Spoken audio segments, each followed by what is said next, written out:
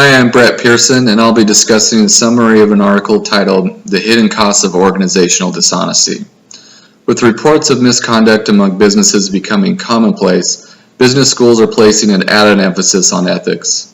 It is assumed that most executives would choose to conduct business abiding by ethical principles, but motivations such as sales quotas and career advancement can override a person's moral compass, leading to unethical practices.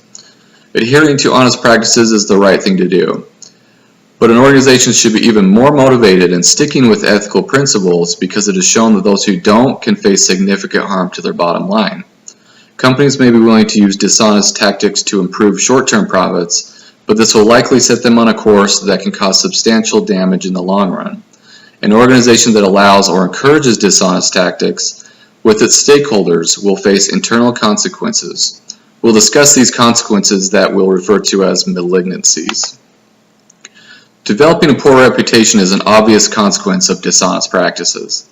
There will be ethical violations in any organization, but an organization that creates a culture that condones such behavior will suffer reputation degradation.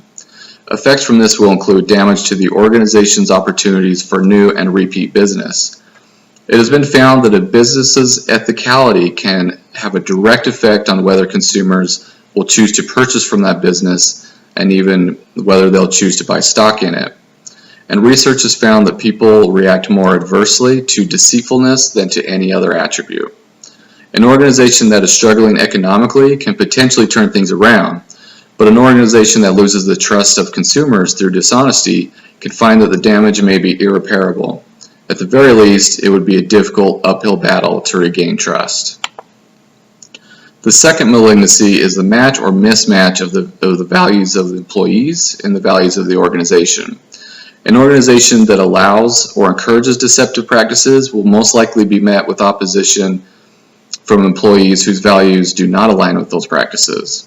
Obviously, these employees will be a poor fit for such an organization. These conflicting values will result in a set of costly consequences. This includes increased absenteeism. So with the increased absenteeism, the organization will be hit with higher costs involving the loss of productivity, covering for the absent employees, and possibly the need to pay overtime or hiring temporary workers. Lower job satisfaction is another consequence. Research has shown that for highly skilled workers in particular, job satisfaction plays a significant role in productivity. Companies can realize decreased revenues as a result of the lack of motivation from those who are dissatisfied in their jobs. Lastly, there's higher turnover. Recruiting and training new employees come with high direct costs, and dishonest organizations have a much higher risk of continually losing productive workers to more honest organizations.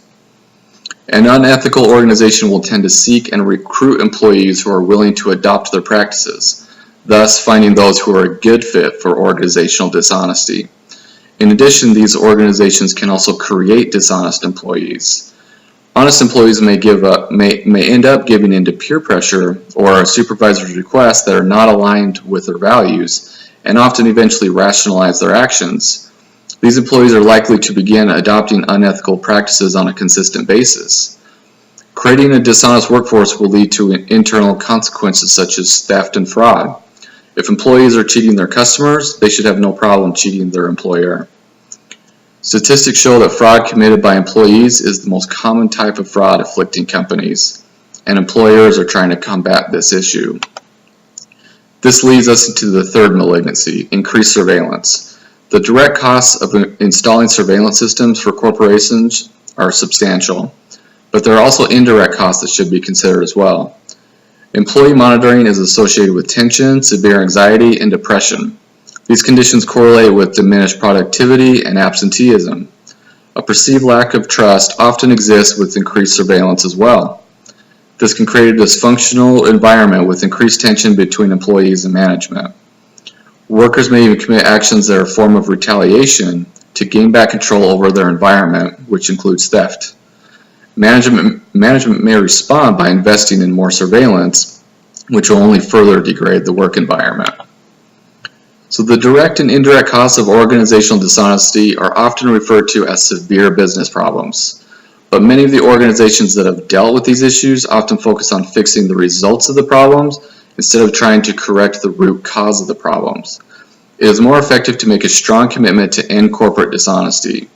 This is not just to implement a code of conduct, but involves making a true commitment that starts with senior executives setting the example and striving to ensure that business is conducted in an ethical manner.